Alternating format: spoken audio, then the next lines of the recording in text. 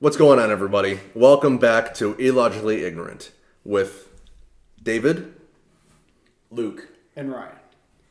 Now, for today's podcast, we decided we would change things up. And by change things up, we mean by a lot.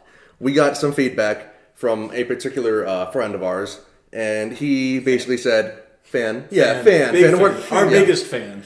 Our own. Day one. A day one. And he told us that there were a lot of things that were very bad. So we got a mic, we changed up our camera, and we hope that today's episode is a little more visually appealing, that you don't hear the heating turn on every 30 seconds. But with that done, let's get right into it. All right, let's start off strong, okay? Would you eat a person? Let's say for the sake of the argument, all right? Let's set up the first argument, and we'll say that the first part of this question, we'll talk about consensual. Okay, yeah. Let's say that someone has sold part of their, like, let's say someone has sold their arm, consensually, to a restaurant. You ask for the chef special. Yeah. It's Johnny Boy, and Johnny Boy's arm. Do you take it? Do you eat it? Do you like just try it, or is it just like you don't think much of it? Am I paying for this cut of meat? Yeah, but it costs as much as, like, you're there for steak, and they happen to offer you human, but it's the same. Human steak. Human steak. You want to start us off? Yeah, absolutely. I'd give it a try. It's all consensual. I think I'm in the same boat. Yeah. I think consensual, is where I'm on the same wavelength, because if someone has willingly traded this, it's just a transaction. It's a normal transaction. Yeah. I think no harm, no foul, right?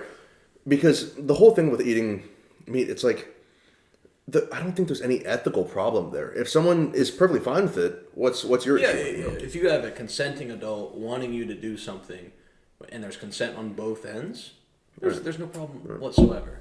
I just I'll have to take a no stance on this one. I think it's just from a standpoint of just like, I don't really want to eat somebody. Like, I just don't think that's like something I could ever live down. Yeah. I feel like I would have like reoccurring nightmares of just like eating somebody. It'll never leave my mind as something like, why did I do that? Yeah. Because it's like, maybe it tastes good, maybe I'll like it, but like at the end of the day, I feel like I can't get over the feeling that like, I just ate somebody. But think about it like this. What I was gonna say is, what if you liked it? See, that's also another boat. That's kind of an issue. Like, what if you really, really like it? We're in a scenario. We're in a scenario where clearly it's a common thing for people to sell parts of their body. Yeah. You can still get it. Yeah. I think it's perfectly fine. I think that, for example, it's like this, right? You see a cow. You don't look at the cow and go, oh, like I ate a burger and like that kind of bothers me to see. Like I don't think it'd be for a human either. Like I think for a human, if a guy offered up his arm, right, and he's like, here, you can have my arm, just, dinner, take your girl out for a nice T-bone, right? And I don't see the issue, because they'll just be like, hey, how'd you enjoy it? Minus an arm. He's just going to be like, how'd you like it? Yeah. I feel like for me, though, it would bring me more ease if I did say yes, to not know the person. I feel like if I knew the person, it wouldn't sit well with me. But what if the person walks up to you, they're like, hey, did you enjoy it? Yeah. Then I'll be like, and then I'd be afraid, because if I did enjoy it, I'd be like, well, man, I want this other guy. I want his other arm. Like, give me seconds. And then he might offer you a second arm. Dude, I might just eat all of them, I don't think it is that way, though, because when you have a good burger, you're like, wow, that's a good burger. But you don't immediately go like, I need that burger from that place, or I need that cow specifically. Like I specifically, if I have a great burger, I put it in my mind. I'm like, okay, I got to go back there again at some point. It's like you and your Popeyes burger. Like, you always go back there. Yeah. Chicken sandwich. Yeah. But the thing about that is it's always consensual, because you can be like, oh, that was a really great arm. I'm going to go back there next week. And guess what? Someone else has sold them an arm. You can have another one. Yeah. It's not like, I don't think there's a scenario where you're eating human, and then you're going out and just taking it from other people. I think in a scenario where you're doing this, I feel like you still got that restraint where, like, oh, I'm going to go to this restaurant. They have good human meat there. Yeah. It's going to give me something. Great. Now we're going to, like, farming human beings, it sounds like. I don't think it's farming. I think it's more of like I think for the purposes of this argument, it's more of it's just an extra side hustle. Like selling plasma, right? Like selling plasma, selling organs, the difference with that is that your plasma comes back, your arm doesn't. Yeah. Well, I think eventually you're going to have to, like, use people who may or may not be willing to. I think that is part. I think the part of the problem is that the industry, eventually probably would go towards that. If the demand outweighs the supply. Mm-hmm. But I think that in our scenario where we're just eating it, where we're not contributing to that, we're talking about more of a control scenario where we're assuming that everything is consensual. It's like people who really need money; they'll sell one of their kidneys or something, right? Like someone who's like really just desperate for money. Mm-hmm. I think that when we're assuming that everything's consensual and that everyone in the transaction is fine with it, then I personally don't see any issue with it. Yeah. Let's change it up a little bit. Same question. Non-consensual. Not like you're going out and like just taking it from someone, right? But it's more of like a human farming situation. I was gonna say, is it more along the lines of they feed you it, but you don't know, sort of situation? Are we doing like the person who got their arm taken wasn't consensual, or you got fed it unconsensually? Well, that kind of takes away the choice of you. I think there should be a choice. Let's say it's more of a scenario where you're starving. Okay, like you might find food, but you might not. But for a guarantee that right now the only thing you have is this piece of human meat. Yeah. Do you eat it, or do you chance it and just possibly starve? I mean, if it comes down to the survival basis, I would definitely eat it. Right. Yeah. I would. My only thing was that I'd say no because like it wasn't like required of me. Like I wouldn't have to eat it if I didn't want to. Yeah. But if I'm in a scenario where it's like, dude, I got to eat this meat to stay alive, I'm probably gonna have to say yes because like at the end of the day, it's me or not me. Like it's either I live or I don't. What if it's someone who's aware of it? What if it's someone who's dying possibly? Like wasn't that there was that family that was up in Mount Everest, right? And like they had to eat like different like people who were up there to stay alive. What if it was someone who's dying? They were clearly not going to last very long, but they still were like, no, don't kill me and eat my arm. Would you be willing? Let's say they're still alive because it's not like they died and then you just like started nomming on them, right? It's like again, this is like a survival scenario. So if it's between you and them and they're clearly going to die, yeah, I would eat them. If that's what it came down to, yeah. You would, while they're alive, you would chop off their arm and eat it?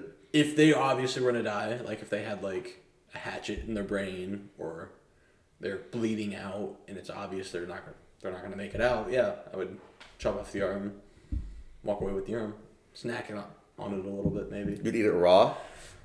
If I was hungry enough, right? What about you? I don't know. Here's the thing. It comes down to like living it down for me. Mm-hmm. Like if let's say he would have lived 3 days and help comes in 2, I would feel like holy crap, I just killed and ate someone and they could have lived. Yeah. Like it depends on circumstances that happen in the future for me, but in the moment I would have to go with Luke because it's like this guy is not going to make it out if rescue doesn't come in this amount of time. And that's what I'm saying. The more you wait, completely obvious if they're going to die, then yeah. If they had a chance, I probably wouldn't. Yeah, if I knew rescue could have come in 3 days or less and they have a lot longer of a lifespan left, I would probably just be like, no, we have to find some other way. Yeah. Would you still feel guilty if by chance rescue just showed up, right? Like, let's say that you heard that it would take 3 days and they had like maybe a day left to live. You eat them, immediately 5 hours later, a squad comes up. I mean, there would be a little bit of regret, right? I mean, the squad would definitely know something was up when they got there. When there was like a clean cut on the dude's arm. And the trail of his blood is going in a different direction. But like, would you feel that like crushing guilt, that issue? For sure. I'd be like, this guy was totally gonna make it out, and then I just was like, no, you're my dinner. Yeah. Okay. Kind of off topic. What cut of the human body would taste the best? I'm not. It's got to be thigh. You think thigh? Meaty, juicy gotta be thigh. Yeah. I know muscle doesn't taste very good, so it's got to be some part of fat. Thighs is probably the fattiest. Yeah, right? I mean, red meat is just... I wasn't disagreeing with David. I was just saying that, like, in theory, your arms probably aren't going to be the most tasty thing. I'm thinking butt. I was going to go with butt. Butt is all fat, though. You know, that's the tasty part. No, once you dig down into that meat... But the issue is, like, you know, like corned beef, right? Corned beef's got that layer of fat on it, you know? Yeah. You're basically just eating that layer of fat. And, like, it's good, right? Like, mixed in, it's good. But I think with just the fat, I think it's just too much. You can use the fat as cooking substances. Also, you have to remember, diet plays a factor. I'm a big believer in the theory that, most of the animals we eat are herbivores, right? Mm-hmm. Most of the animals we eat rely on plants. And a lot of the animals that some people eat, like bears, who are carnivores or eat meat, their meat is just really gamey. It's not as good. Yeah. I think that if we ate vegans, I think that their meat would be a lot better. Yeah. All right, that's assuming vegans are going up to Mount Everest. No, this isn't Mount Everest. This is just a scenario of let's say we're in a world where it is completely acceptable. Everything is completely consensual. That it's like set up. Everyone's fine with eating human meat. Mm-hmm. It's a pretty cool world. I think thigh meat's probably the best mix, right? Because anything else like calves, like arms, are just too much muscle, too meaty, too much use. That's the thing, yeah. Right? It'd be more like a chicken breast, just a meat with no fat. Yeah. Bland, tasteless. Bland and tasteless. That's our takeaway from that question. Yes. All right, let's move on to the next one. You know what? We'll go along the same vein. Okay. Let's say you're in an apocalypse. Okay. For the sake of this argument, I'm going to set it up. Let's say there is still wildlife, a little bit of wildlife, a little bit of, the landscape isn't just ravaged, okay? But most people either live by themselves, just moving from place to place, or they're part of, like, cannibalistic, like, tribes. Those are the people that control, like, the resource, okay? So we're assuming, can't remember the plot of Mad Max, probably something like that. Something along those lines, right? I know they had cool cars and they, like... Yeah, cool cars. You get cool cars and you get water, right? But what's your approach here? What's your initial approach to survival within the scenario? Dude, I'm still processing the question. Oh. All right, I can start. I have never seen Mad Max, so I can't really like. I thought we watched Fury Road together. That was not me. I have not seen any of those. So are we assuming there's people and you have community? There are people. It is. We'll just say it's easier to survive with them. Yeah. But you're gonna have to live down some atrocities and stuff, right? Here's my thing. So you'd be partnering with, let's say, some sort of dictatorship, where they kind of bully their way to get what they want. Yeah. And they do it in some less than desirable ways. Yeah. Yeah. I think that I'd probably have to I'd probably have to join up and probably just work my way up. Because my thing is, right, I think that for survival, to safeguard people I care about, I'm assuming that there's still people I care about alive, to keep them alive, I think that the best way is to go with that group, that tribe mentality.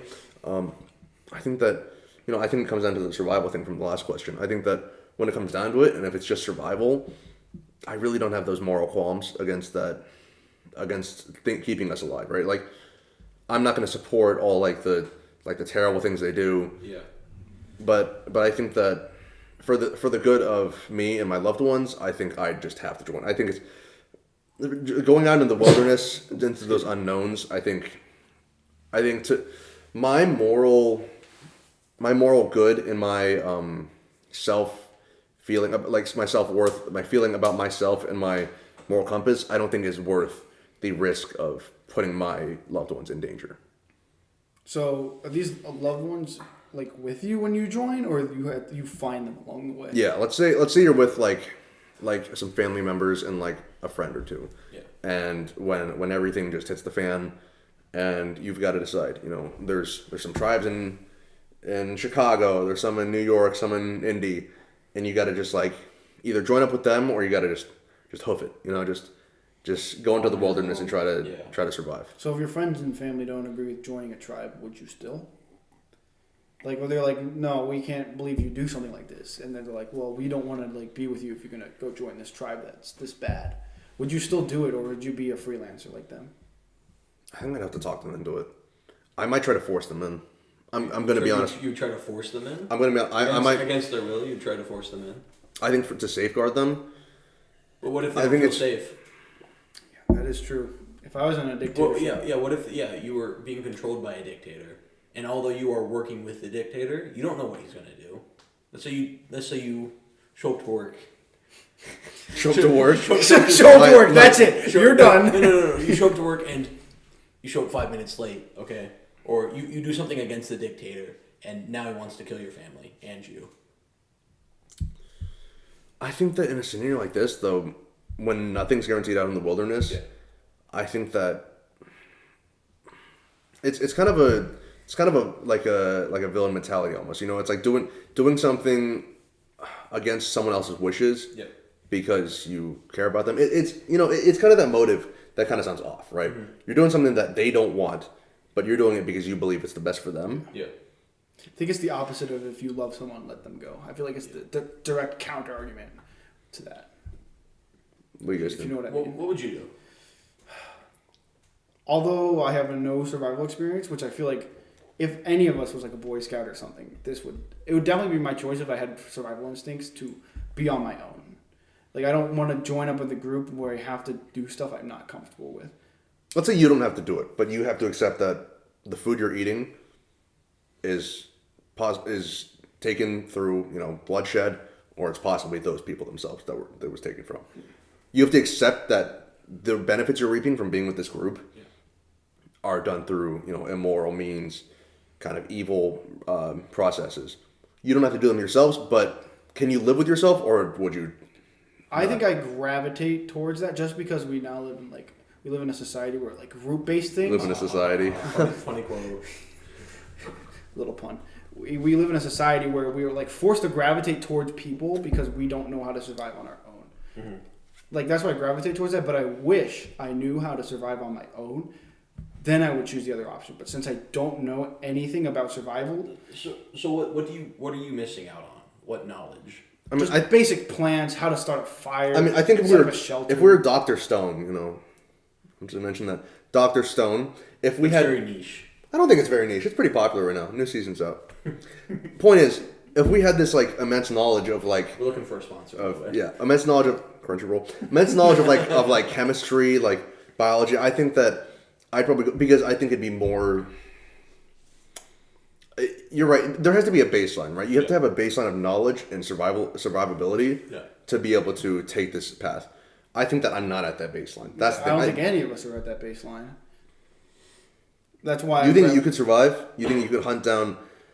So I'm just thinking, if it's just me by myself and I don't have any family, I would gravitate towards that dictator route where I would be with a group of people, be with a community where I know I could get food and work my way up. But if I had a group of people, let's say me, my dad, and my sisters, I think we could do it. I think we could go out in the wilderness and figure that out. You think that'd be easier? Because my thing is, what if those family members, let's say for the sake of the argument, what if those family members are unable to go out for themselves? You have to consistently provide food, water, safety, shelter for all, let's say 3 people. But, right? but we're also under the assumption that we're in a post-apocalyptic world, right? So we're not having to build our own houses where we can simply move into an abandoned house, correct? Yeah, but if you want to find food, you're going to have to go outside of those areas. Yeah, so an abandoned house in the middle of the woods. That's very, very That's how are you going to... Do you know that many abandoned houses in the middle of the woods? Well, in a post-apocalyptic world, I'm assuming every house is abandoned for the most part, right? It's a good assumption. Yeah, and I live out in the middle of nowhere. There's houses in the middle of woods about every mile. See, I don't think that's true. Let's say post-apocalyptic, but it's not something that wiped out all the humans. I think that those houses would be ruled over by those warlords. I think people would come up out in the far country where it's just woods and old farms. I'd be terrified of what lives out there.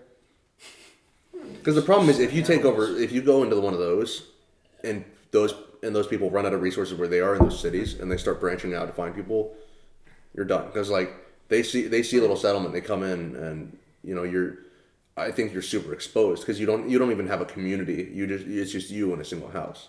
Yeah.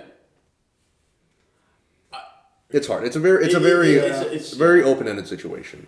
I think I would go for the survival route if I knew I had just a couple of my family members, 3 or 4 members, and we could find somewhere that was habitable, next to a creek or river, we had some sort of water source.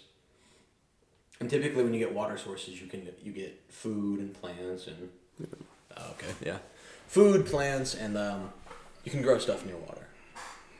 So, all right. Well, a little open-ended question. Kind of ranting, but let's move on. Let's say, speaking of staying in one place or not. Oh, look at that. We're making connections. Oh, look at that. Would you rather travel your whole life, but you can't go back to that area, like let's say that like city, after a single month, or never leave your home state. So this is saying that once you've been somewhere, even if you don't stay the full month, you can't go back. Like once you live in your house with your family, but after a month you have to leave. You can never go back to that area. How strict is that? Is it just, okay, you can never visit that town again, or you can never visit or live in that house again? That town. We're gonna make So like if you were in New York City, where there's like hundreds of thousands, actually millions of places to live, you stay in one place there, and then can't go back to New York City. No. Okay.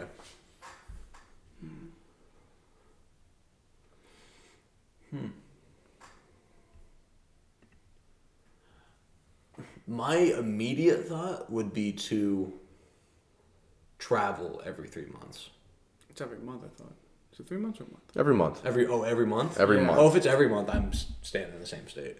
Because a month is barely enough time to, like, move in and, like, settle down. You'd have to be an ultimate minimalist. You'd have to have, like, a backpack and a small suitcase and then have no other belongings. Because if you did, then moving would just be too much of a headache. See, I agree with you in that I would take the staying in my home state. One, because I'm just a homebody. I just like being home anyways. I'm not too big on traveling. I'm a big traveler. But here's the thing too. We know. I think just for the sake of playing devil's advocate. Yeah.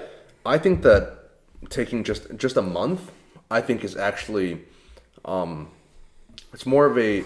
I think it's easier if the requirement is a month rather than 3 months, right? Because a month you're not getting settled in. You're just moving around from place to place. You're constantly just like nomadic, moving around. Yeah. But 3 months, you're getting kind of settled, right? You're getting to know some people, and then immediately you have to move. I think 3 months actually makes it harder than a month. Then you kind of have to think about, like, what would you do for that month? Would you find a new... Are you just assuming, like, your job's all online? Or you don't have to work out a career or anything like that? No, let's say that every job you find is very temporary, so you're going to have to keep finding new jobs. It's not that hard to find new jobs, but you're going to have to keep finding new jobs, keep adapting, keep meeting new people. Because you'd have to do that to your family, too. You remember, like... Yeah. Like, if you really want to live with your family, if they're important to you, then you're going to have to drag them along, or they're going to have to come with you. Yeah, I think at that point I would just live in the same state forever, and then never... There's got to be some downside to picking the same state, right? Like, You'd besides get, just, like, you'd not get leaving. Bored, you'd get bored of all the Most same people attractions. stay in the same place their entire lives. Like, That's true. That's what most people did, like, way before the 20th century. They just never leave where they settled. Yeah. I feel like for the month thing, it has to have some benefit to it. Like, I feel like we're all talking about the negatives. Like, maybe you don't need a Let's job. say you don't have to worry about money. Yeah, maybe money's not an issue. So you can just, like, move wherever you want and you don't have to worry about money. For me, if that was the case, I'd choose moving because, like, I could, if I really wanted to stay in the same state for a little bit longer, I could pick different towns. But if I wanted to leave, I could pick another country. Mm-hmm. So I feel like for me, it would definitely be the moving around because I'd love to see the world. I don't travel as much as I really would like to, so I would definitely choose that. What would you choose if it This was feels really good right now. if you didn't have to worry about money? That was never a consideration. What would you choose? I would probably still choose stay in the same state. You're boring, dude. It's just so much of a hassle to, like, move every single month and then never have a place to call home. I mean, if you never unpack, you could never get settled. And then also to never build that community. You would always just temporarily build a couple friends, and then before they know anything, you leave them, and you never really get to know them that much. I think my problem, even if I didn't have to worry about money. See, I think that if it was temporary, I might choose the traveling, right? Because I know my parents like seeing the world. My mom especially, she loves traveling, seeing the world, going to new places. So I think that'd be great because I could take them to those places. But I think especially when they retire, when they get older, and they're going to want a place to call home. And if I can't ever go back to there, if I have to fly them out every single time to a different place, yeah, it'd be cool. But like eventually, that's going to be hard for them. I think I'd probably just stay in my home state. I would just stay in my home state. Because think about it, it's still a state. It's a full state. You could go your entire life and probably not see all of like. What if you're born in Rhode Island? Then you're definitely choosing to travel. Yeah, You're definitely. not staying in Rhode You Island. can't just stay there. We're just fortuitous enough to is, live in is a Rhode big Island a small state? Small state. like by far, dude. Yeah. Like, How I think the big next is that it? comes to Massachusetts. There's like cities bigger than. Is it just like big as like? Dude, it's like a pebble on the map. You probably couldn't even find it on the We're map. gonna offend some East Coasters. Isn't New York City just much bigger than the entire state of Rhode Island? You are asking the wrong person. I know nothing about I think geography. so. I think like Manhattan could be bigger There's than like Rhode Island. no, it's definitely more because there's like 8 million people in like the city of New York. Okay. There's like 5 million in the whole entire state of Indiana. But I feel like more of the reason I choose the travel option is because, you know, we live in the digital age. Like, we can contact anyone at any time. I mean, yeah, it doesn't feel the same, but it's a lot better of an option than it was like 20 years ago. But just it's doesn't still feel not the the same. same though. It's still.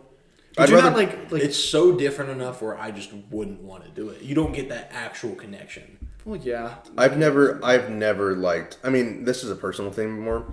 I've never liked calling, FaceTime, and stuff like that. Nope. I mean, even to like even not keeping in touch. I'll only call for emergencies, right? How many friends have you made during COVID? During the entire pandemic, how many friends have you made? Friends I've made new friends. 0. Exactly. Actually 0. Exactly. I just meant it as how a do you- stance Yeah. to like say that like if you miss your family, you can always see them. Compared to like 50 years ago, that was like you'd have to write them a letter and they'd receive it months later. But at this time, you can. But here's the thing: when you live in your home state, you can always be with them. You can go home whenever you want to them to really spend time with them. what are the FaceTime planning of- and you're under the knowledge, and you know this that everybody else in the world can travel. Everybody else, but you. I mean, rip family vacations, but like I feel like I think my family going on vacation and then me just staying behind. I'd rather not ever go on vacation again if it means I actually get to be with my family, get to stay around my friends, be around my hotel. I mean, I just like where I'm from, right? Like we all know this. I'm very You're a attached. I'm homebody. a homebody. I'm very attached to my hometown. You know, where I was born and raised. Yeah. You know, I won't say any details, but like Indiana, like I know a lot of people. You know, talk a little bit of smack about Indiana, but I mean, I was born and raised. A lot of people, yeah. We get. Who? Like people from Indiana? like people on the internet. I'll put up a little Doge meme. There's a little meme later.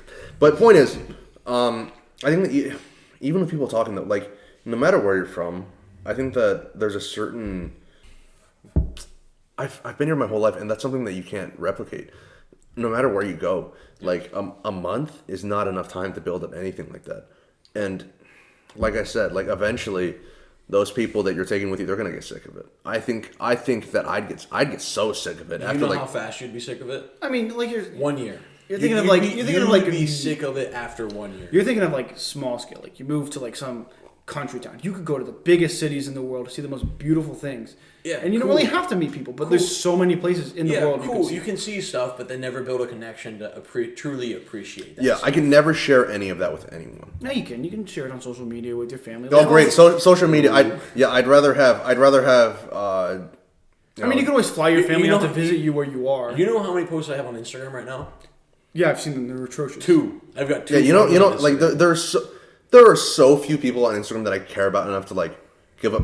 Like, why would I care what they see? You know, I would rather share time just in the home state with my family. Yeah. And spend time with them. You know, family dinners. You know, just hang out. I mean, you could plan it easily. You could plan to go somewhere, go to a town that's like 10 minutes away from your home. Like, you could plan this out if you really wanted to. yeah. Then you run out after like a year. Well, yeah, but Slowly you and can always slowly. do the next state. You slowly get farther away. Yeah, and think about how much of a hassle that is for your family. They're gonna be like, oh, But it'd well, be like- next month I got to drive an extra 15 maybe minutes. Not months, but you could do years. Like it could. You go- wanted to go years before. No, I mean, how often? Like, okay, so you move out with a family of yours. How often are you realistically going to go back and see your parents? Most people do once a year. 3 or 4 times. Most people don't want to, but I With your happen newborn, to have a good. I'm not gonna have a newborn. I'm never having kids. But that's I what didn't I'm say- saying. I I'm didn't say saying, that. Mom and Dad, I didn't say that. I was saying from like a parent's perspective, like you barely go back to go see your parents. Like for me, I visit my grandparents once a year, and you can set that up the same way. It could just be But you. no, moved out. but here's the thing. But it's We're- different for every family. Remember, we're talking from each person's personal standpoint. And my personal standpoint is I see my family a lot. I enjoy seeing my family a lot. I go back, let's say, even when, you know, I graduate, I get a job, I'm still going to be going back Christmas, Chinese New Year, Thanksgiving, probably for like birthdays. So at least 4 times a year. At least. But that's like at that point, you might as well just stay home. Like Exactly. that's But then Exactly. I'm That's like, the point, right? like in a real life scenario, like why would you ever want to move out in that? Well, because you still have your other things to do, but there's a balance. I think that's the extent of how little I'm willing to see my family is like 3 or 4 times. I'm not willing to go 2-3 years without seeing my family. I didn't say 2. I said about a year. I'm not willing to I'd come back once close a to year. town. A year is still way too long. But here's the thing. Remember, this is all personal, right? So, like, it's fine if we have different opinions because this is all personal standpoints. Yeah. I happen to like being home. I happen to He's just spend a lot of time with my lazy. family. He doesn't like cooking. I just happen to have a good relationship with my parents. But I do too. I have no idea what you're saying. I got a great relationship with my family. I see them more than you guys do.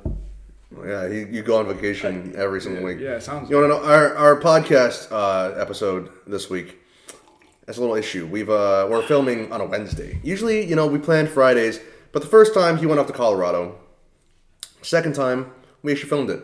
Now this week he's going off to God knows where again, and it just.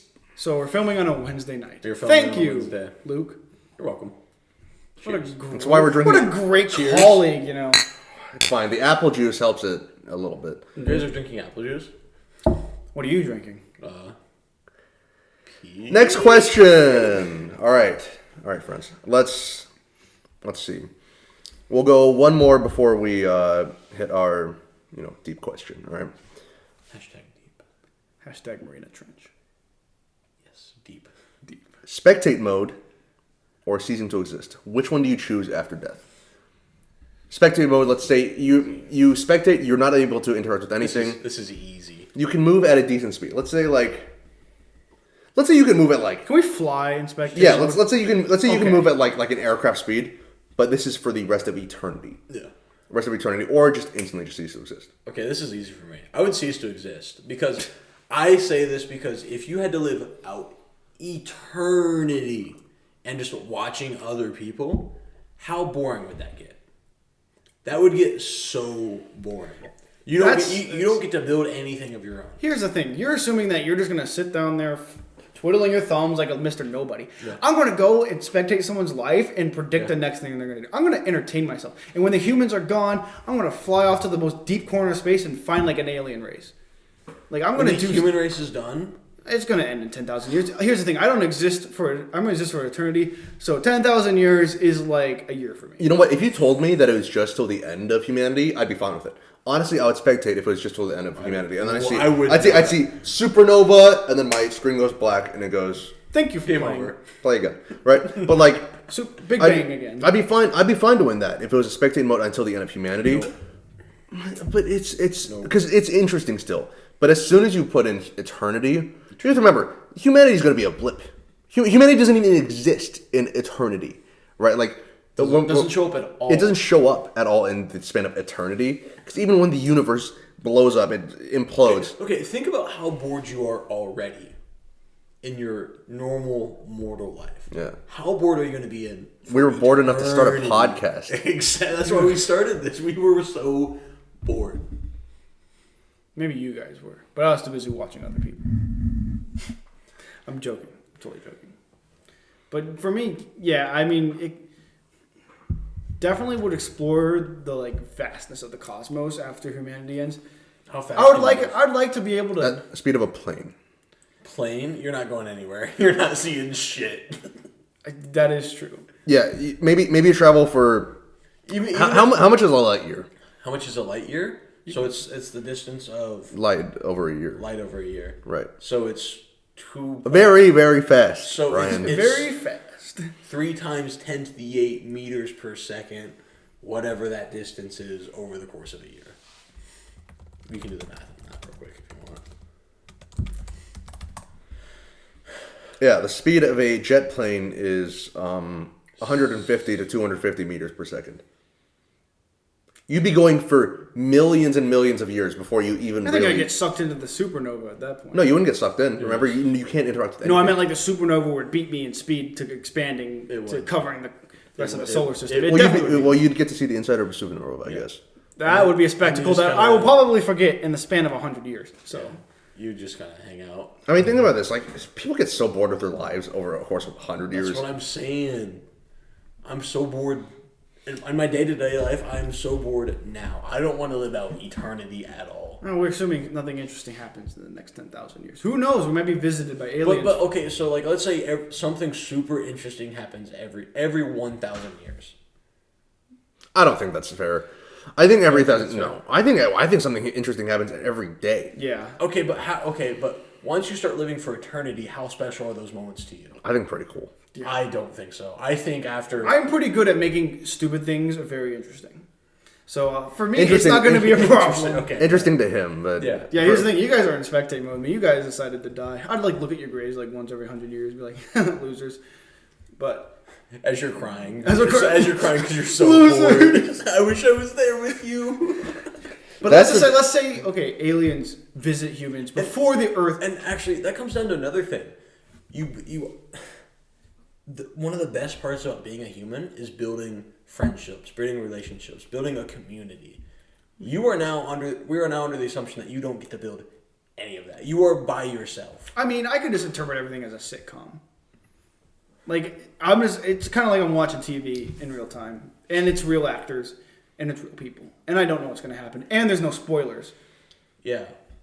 Okay, so what's the longest that you can binge a show for? Eternity. Okay, yeah, you can watch your shows for 1 billion years, Ryan. Yeah. You're gonna watch WandaVision for 1 billion years. If it's as good as it is now, yes. But let's switch it up a bit. Let's say aliens visit in like the next 10,000 or however many so years that Earth's got left, and you can get on the spaceship and you travel the same speed as them. Like let's say the object you are in, you can travel the same speed as. Would you change your mind? Okay, so actually, progress with technology. Yeah, that's a fair argument because otherwise you would be sitting on Earth as it spirals away from you, and you can't move fast enough to keep up with it. Yeah. So we're also under the assumption that we can like go to Earth. You know. What do you mean go to Earth? Well, like where you're just moving on Earth, on Earth. Yeah, you're moving relative to whatever. Yeah. You're not on the outside just watching it as it zooms past. Yeah. Now that would be boring. You have to wait a year for the Earth to come back, and you get like 5 minutes. Yeah, but like what's the estimate for like the life of the universe? It can't be that long. It's when does the sun blow up or become? That's not the universe. But that's like, you didn't take basic Earth. That's not even the galaxy, Mike. No, that is the galaxy actually. I'm talking. The universe is not the galaxy. No, but the galaxy is the death of the sun. That's the galaxy. That's the solar system. That's the solar system. Okay, I didn't take 8th grade. I'm an idiot. You're an idiot. I'm the only one kind of competent in what's going on right now. Yeah. So how long? Yeah. Then this comes back down to the speed thing. If you can only move so fast, right? Yeah. Like if you're not going to get out the solar system, is what I'm saying. I feel like if speed wasn't an issue, I feel like you guys would probably choose. Like if you could travel the speed of light, like why not? No, I wouldn't. You wouldn't? No. No. Because what's the okay? You've been to an art museum, right? No. You've never been to an art museum? You've never been to an art museum? I find them that explains boring. A lot. Okay. I find them extremely boring. Okay, so art museums are awesome for like the first hour, and then after that first hour of seeing cool shit, you're just like, damn, all this cool shit starts to feel the same, and I don't feel the same way that I did initially. I mean, think about a theater. You remember when we used to go to movie theaters and we would watch 2 movies legally. We'd go buy a second ticket, right? Shut up. Point is, we'd go watch a second movie, right? FBI. When we were in like 7th, 8th grade, we would do this. Yeah. Mm-hmm. And even at that age, after the second movie, we'd be like, I feel terrible. Yeah. I'm going home. I'm just sick of it. But you're limited by the constraints of your body. We're assuming in spectate mode you don't have your body. What if you just always feel sick? You just always feel like... Okay, well, if it's torture, then no, I'm going to die. Like, I'm assuming it's a somewhat enjoyable experience. But you're also assuming that watching people go throughout their life is as interesting as watching a 2-hour show. Right? I think it is. I'm going to agree with him. I do think it is interesting. I find. But for how long though? But here's the thing: like I could let's say they're texting somebody, and I'm like, "Ooh, she or he likes this person. I'm going to go see what they're doing, and I'm going to go look, and I'm going to be like, oh, so I'm going to kind of stalk." I don't care about drama now. Why would I care for? Here's the thing: I gotta start liking drama. Okay, and I feel like why? Because I'm going to be bored if I don't start liking something. Susan's texting Kevin again. Oh, what did I think that'd be so cool. Well, he would use it for a really mundane use. What I would do, I wouldn't go into the government. I would learn everything. See, now that sounds mundane and boring. And then do what with it? You learn that. Okay, you learn just everything. To know it.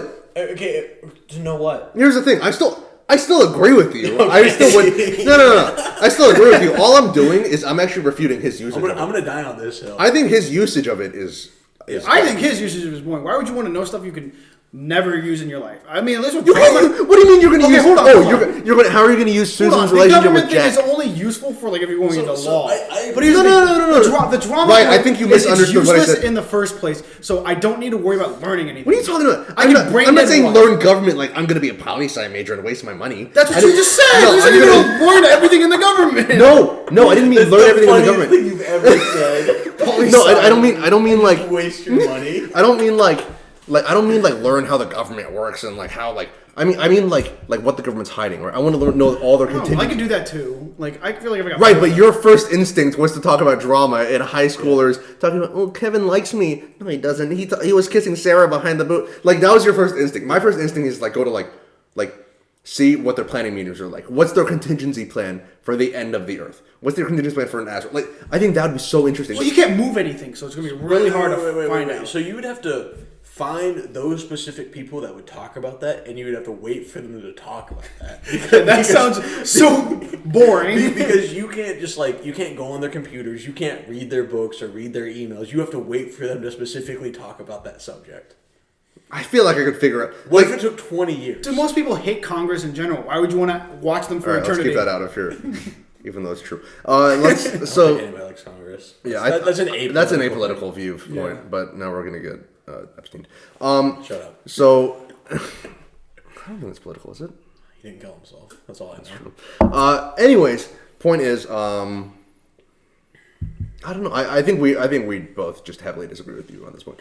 What would you do? Okay, end of humanity. Let's say it's to the end of humanity. Let's assume 10,000 years. Let's assume 10,000 years. 10,000 years? I think it'd be cool. You get to see what humanity becomes. If there was like a fast forward button, that'd be kind of cool. I think I'd develop schizophrenia. I think I'd bet against myself what happened. I don't think you can develop schizophrenia when you're a ghost. You would develop something. I develop a personality. I think I'd develop a personality disorder. Oh, like he doesn't already have a personality. Look at this dude. You really walked into that one.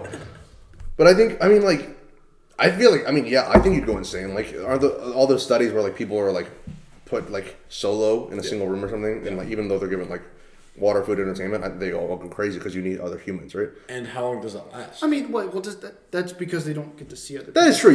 I get to see other people living the You don't get the human connection, but you do get the... I think you still go a little bit crazy because you're talking to nothing and they can't respond to you. How many personalities would you have? I'd probably have at least 5. One for every emotion. Have like 10. I'd have one for every month. Yeah.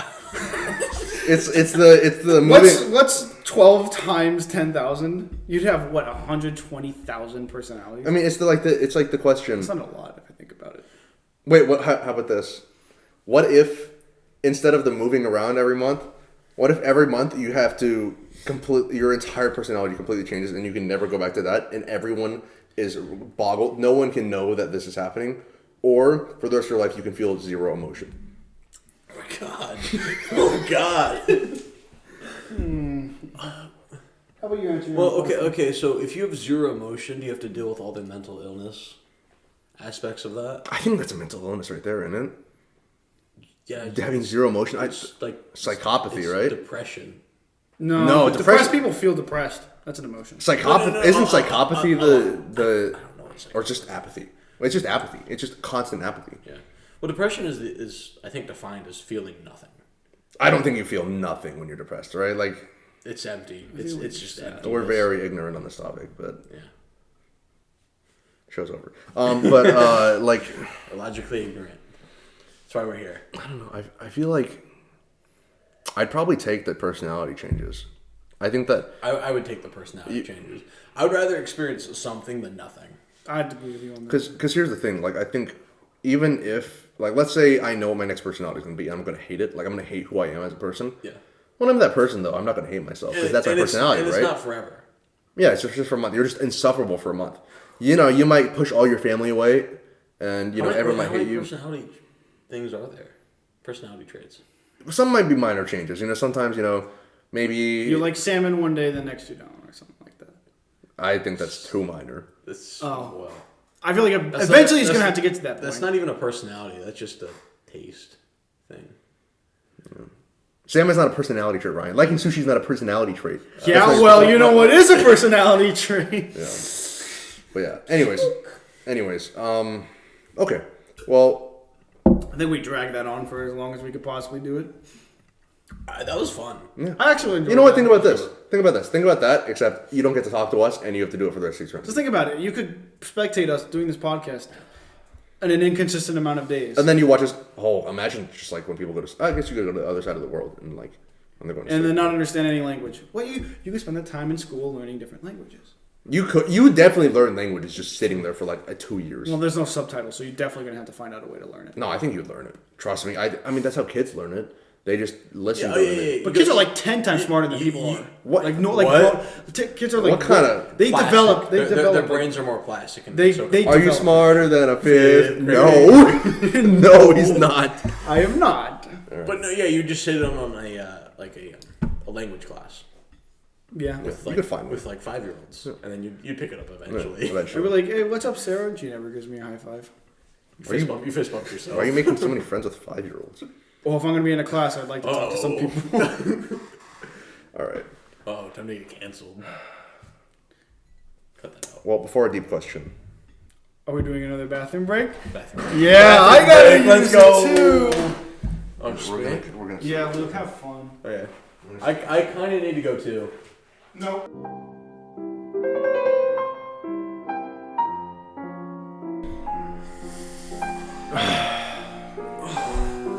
God. Luke, you don't set it down before you start? It's kind of gross. I gotta get it when it's still warm. All right. So here we go. Deep question time. All right. It's a little wordy. You gotta listen in, okay? I'm terrible with words. I know. Trust me, I know. I can't pay attention after 5 Right. minutes. How can I ever be confident? No, you're done. How can I start that again? How can I ever be confident in my own beliefs if there is an infinite amount of like research and discussion that I haven't experienced that could possibly change my opinion? So like, how can you ever know what you know if there's so many things you haven't heard yet? I know fish is something that lives in the water. So I don't think that. Yeah, I haven't met any fish that live on. What the if aliens have a different term for fish? Well, here's the Oh, problem. that's different. That's just a semantic question. That's just saying That's what this is, though, right? no. No. Knowledge is. I think it's confined to the planet Earth. Knowledge isn't just infinite semantics. No, that's not what knowledge is. No, that doesn't even make any sense. Well, I know you're not confident in any of your beliefs. No, I'm not. Is that even confident in the Right. definitions of? I think you give me a little answer before this, though, when we were discussing this question. You guys pee on You the want to start table? off? Yeah, I peed a little bit on the table. What did you You say? want to start off with your answer? Yeah. Just kind of starting. You wouldn't be 100% confident in any of your beliefs, obviously, because you don't know everything.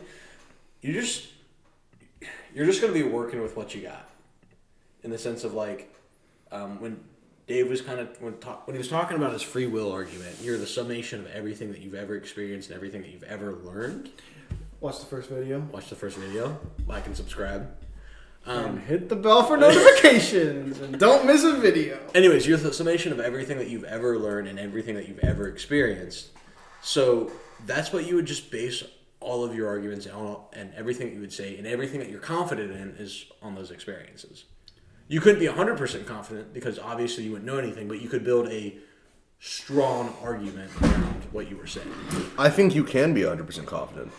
What are I you, believe- What are you 100% confident in?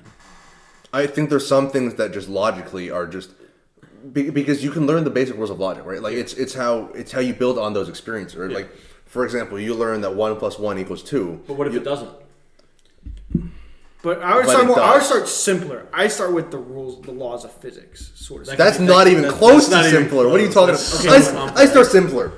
The third law of thermodynamics. Like the not even. Here, let's say this, right? Like an object stays All right, in don't be an asshole. All right. I'm going to be an asshole. Okay. Here's the thing, right? Let's say you're a kid. You learn that 1 + 1 = 2. Okay. Yeah. Then you learn after that. Then you think to yourself, okay, well then I know that it goes 1, 2, 3, 4, 5. Yeah. Then I know that 1 + 1 + 1 = 3. You build on these. You build on core logic Yep. and decision and critical thinking ability. Yeah. You build those into your future reasoning, and I think that that's why your beliefs and your reasoning, you don't have to. They don't have to be right, but I think you can be confident in them because as long as you have that base logic and you're confident and you know that your logic is What not if your faulty. logic's wrong, though? But that's the But you've been taught 1 + 1 = 2, 1, 2, 3, 4, 5, etc. What if there are other numbers that are in there that we create? What if there are? You don't know that. Are you 100% certain of that? Yes. There are things you can be 100% certain about. Like, can we get another example? Letters of the English alphabet. How are you gonna quantify that? There could be more. There could be less. There aren't though. No. That's the thing. It's a human construct. Yeah. Letters are like the alphabet is a human construct. Yeah, it's a human construct, so we can add and take away. No, but you're confident in your understanding of that construct. Okay. 1, 2, 3, 4, 5. That's a human construct of math, right? Okay. So we have to break it down to something that's not a human construct, then, right? What? Everything's a human construct. Can you name a single thing that's not a human construct? Anything in nature. Like what? A tree. Are you confident trees exist? No. I think that's. I'm sure they exist. No, exactly. We just kind of you were sure trees exist. No. I think that's a human construct. Your definition of a tree is a human construct, right? Our definition of a tree is wood with little branches of wood that grow leaves. That's our concept of a tree. But that means that when we understand everything in that human construct, we know the logic of that human construct. We can therefore build from that understanding. I think once you have that basic understanding of the concept at hand and you understand the logic behind the calculations, the reasoning, I think you can build into that. And your deductions from that logical thinking you can be confident in. But you're building your logic off of everything that you've ever experienced, correct? And everything right. that you've ever been taught. But I don't think. What if everything that you've been taught or everything that you've learned? What if there's a minor tweak in there where you're not 100% right? But the question isn't saying how can. The question isn't saying how can you be 100% right in all your thoughts. It's how can you be confident. Yeah. I'm 100% confident in all my thinking, even though it could be wrong. I'm completely confident because I have this logic. I fully believe that this logic is right. I think this argument is only successful if it becomes political. What do you mean? Can you describe an example? An example? Okay, let's say you have a person on the left and the right and they're having a debate. How can the person on the right be 100% confident if they don't know everything about the world? And same thing goes for the person on the left. How can they be 100% confident in what they believe if they know everything in the world? Because if they both know everything, their logic should be the same, correct? I think we should stick away from the political. Because I fully believe that logically you can. But that's what I'm saying, though. This argument is more, I feel, geared towards a political discussion. Wait, okay. So let's define. We're not wanting that. Let's define the question better, okay? Yeah. Because I think we are different. Because you are going from how can you be sure that you're right? I'm saying how can you be confident in your answer? You don't have to be sure it's completely right, but you can be confident in your answer given all your knowledge. Yeah. And I think that. I mean, the easy way is just you can be confident because you don't care about the other stuff. Okay, well, that's not. I'm just saying that's an easy way you can be confident. Okay, let's do this. Okay, there's a spectrum from 0 to 100 of knowledge. Okay. Sure. Say you know up to 30%. I think my approach is I know up to 30%. Yeah. Therefore, I'm using that 30% to create my deductions, and I'm confident that using that 30%, I'm correct with what I have now. Okay. You're saying that you need the full 100%. I don't think you need the full 100% to be confident. I feel like you need more than 30 though, right? I don't think so. Because then you don't have access to that other 70% that could disprove that 30%. But that 30% you're assuming is true though. Yeah. We're assuming that every single percent is a true fact of like knowledge, right? But yeah, and you're also under the assumption that you don't know everything, right? So if there's stuff that you don't know that could disprove your logic, how can you be confident? Because you're confident that what you do know is true. Yeah. I'm confident. But you're confident up to a certain percentage. It can't be 100% if you know there's stuff out there that could disprove what you don't know there's stuff. I don't believe there's stuff other than in the human construct of math, for example. Yeah. I'm 100% confident in my fact that 1 + 1 = 2. And I'm 100% confident in that 1, 2, 3, 4, 5 is the natural progression of a whole number, is the progression of integers, correct? Yeah. Therefore, I don't know everything about all of math, but I know enough about this certain area where I can deduct that 1 + 1 + 1 = 3. But what if that in that 70% of knowledge that you don't know, 1 + 1 + 1 doesn't equal? The 70% can't contradict the 30% though, because we're assuming for the particular argument that the 30% is guaranteed to be true. If the 30% is true, then how can see this is another logical kind of thing, right? if we're assuming that 30% is true, how could the 70% possibly disprove the 30%? It can't. It could be additional. But there's no way that. I mean, you've taken a chemistry class, right? Yeah. Yeah. So there's many laws and many steps that you take that have exceptions. Yeah. There's multitude of exceptions, and no single atom is ever the same. So you make all these rules and laws and for a particular atom, but they don't apply to everything else. Right, but that's for the sake of, but like that we'd be assuming that we don't know that 30% for sure. Then, yeah. For the sake of my argument, like what I'm trying to say is that okay, 30% of the rules for a specific discipline. For a specific discipline. Let's say chemistry for this example. 30% of all atoms of all elements. Their rules, and there's a 70% that you just don't understand. Right. Obviously, there's things that you can know. You can know things. You can't be confident that the rules for a helium atom work for a uranium atom. But here's the thing, right? Some disciplines obviously are different. Like you can bring up exceptions to every rule, right? Yeah. But I'm going from the very basic. I'm saying that when you have the basic logic down, because then you don't technically have the base logic down, because the base logic would include those exceptions. The base logic, like okay, let's say, it's getting a little technical, but let's say that covalent bonds, right? Sometimes they take the full. We lost our entire audience. You lost me, guys. I didn't do too well in chemistry. Okay? Sometimes they take the they want to get up to a full orbital, right? Sometimes they just want to go up to half, right? Yeah. 5 when it's in the d orbitals. Yeah. Okay, this is as technical as it's going to get. Right? D they like half. There are some that are half, right? Yeah. I think silver is one of them. Any of the metals, if they can get to a half, if right? They get to D5 orbitals. Yeah, they can stay stable. Yeah. But here's the thing. If you didn't know that, then I don't think you can consider that as fully knowing the 30%. Yeah. I'm assuming that knowing that 30%, knowing that small factor, means that you know everything about that factor. Maybe? That's the best thing I've got for you. I mean, my thing is, my approach to this is, right, like, I'm not saying every single thing, if you know a little bit, you can reason out everything. I'm not saying you can know 1% and then reason out the other 99%. But I am saying that if you know the base rules of the structure of our logic as it stands, yeah, like we're just sticking with the example of 1 + 1 = 2, right? Yeah. If you know that base logic, I think you can figure out 1 + 1. You can go 1, 2, 3, 4, 5. You can go all the way up because you know that very base core logic, which there's no which you know all the exceptions, you know all the rules to. Once you know up to it's that baseline thing. Once you know up to the baseline of core logic, core critical thinking, then you'd have to determine what the baseline is. Because if you know addition, you're never going to be able to figure out calculus. Well, how do you think they did it? How do you think they figured it out in the first place? They progressed. Yeah, they progressed. After learning more and more and more. Right. How do you think they learned more and more? They built from those basic building blocks. Yeah, right? but that's how all knowledge is built. Yeah. I think all knowledge is built through these basic building blocks. That's how you learn math, right? You go 1 + 1, you go addition, then you go subtraction, you go opposite of that, then you go multiplication, then you build on division, with these basic rules. Yeah. Every single piece of math can be broken down by its earlier predecessor, right? So I think this is getting into a math debate almost, but I think every single rule can be broken down by its previous predecessor. Yeah. Right. So. But what if you're the person that discovers addition? Okay. You're that 30%, and you understand, you've mastered addition, but there's that 70% out there that's calculus. You're not going to be able to figure it out. Right, but you're not confident in that because you don't think you know it, but you're confident in your beliefs that 1 + 1. Yeah.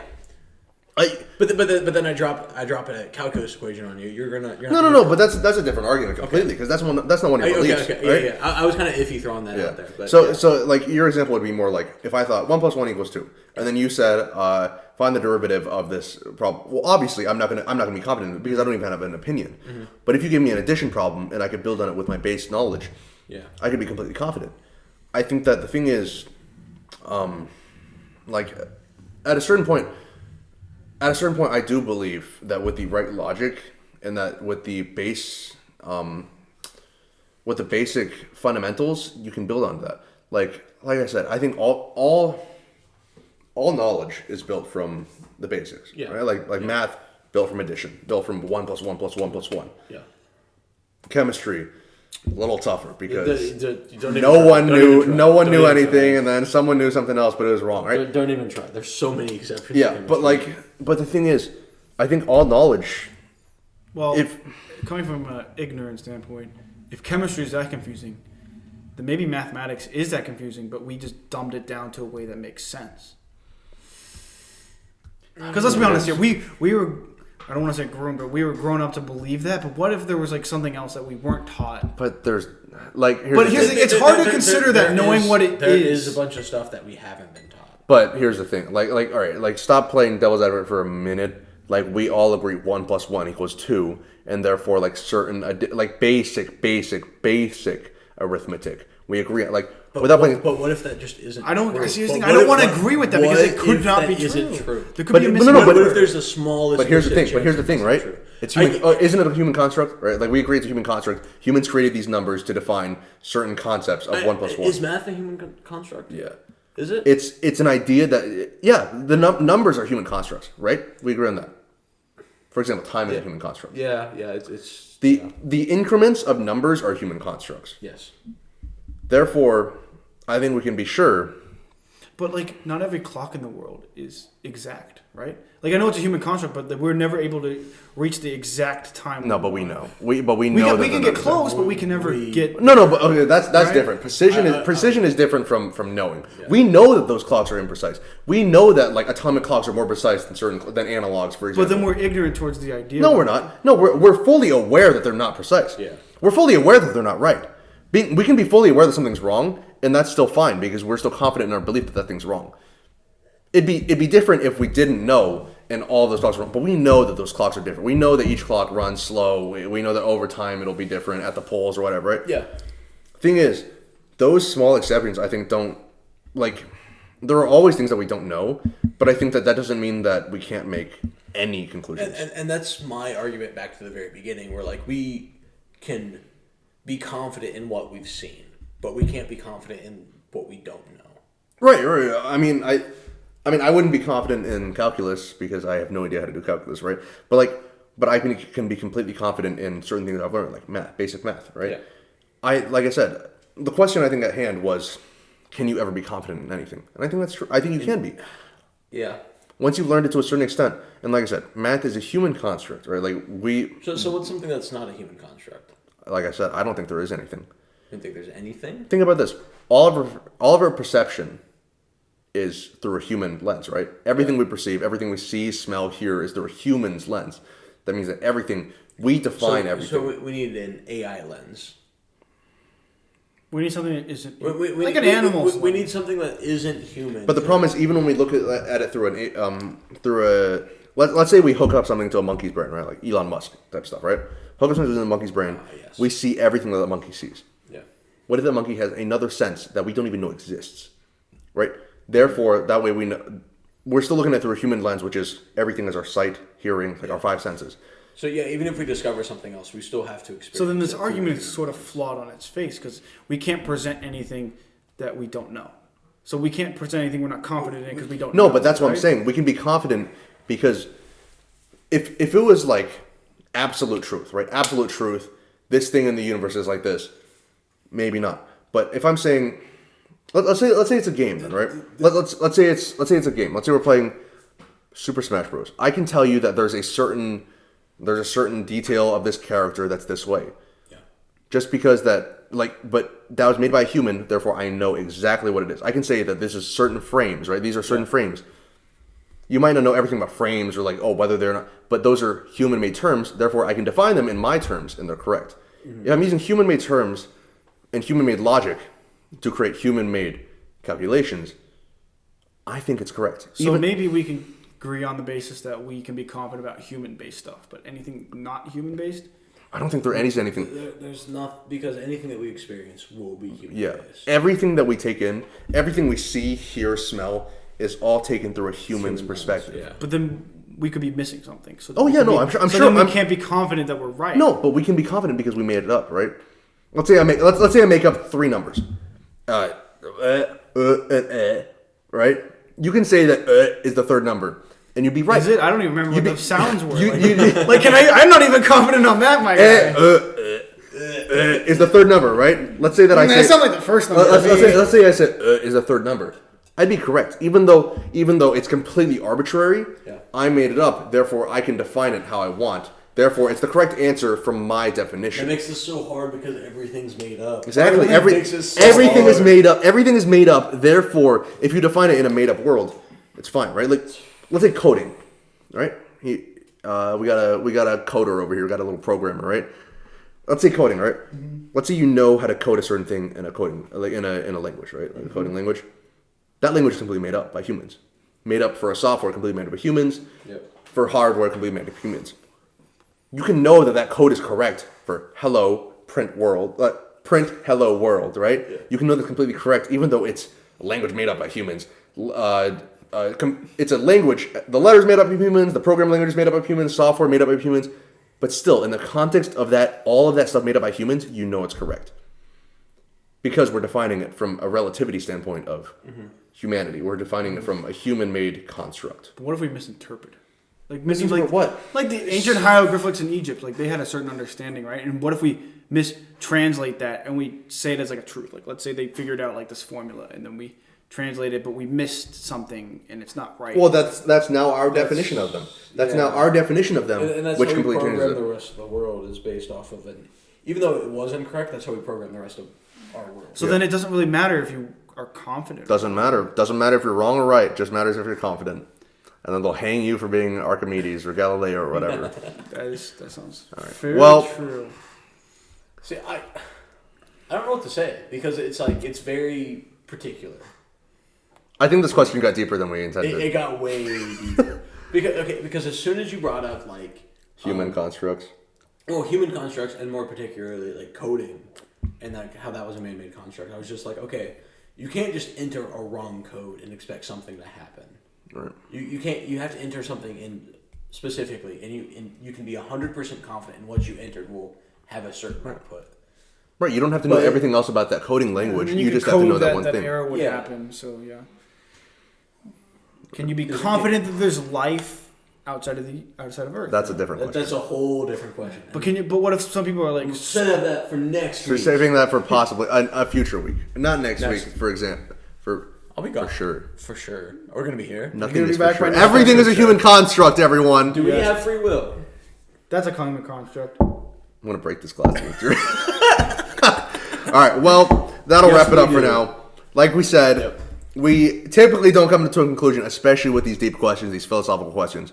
But we hope you did enjoy, as always. And we hope that you'll continue to watch. Please, like and subscribe if you want to see more of this. We hope that our quality has gotten better. And we'll continue to improve. Leave your suggestions on what we should get next, but nothing too expensive because we're kind of cheap. If you have any suggestions for questions you'd like answered, or we're running out of ideas. Episode 2, we need your help. We're already crowdsourcing. But yeah, thank you for watching. We really appreciate it. All your time means a lot to us.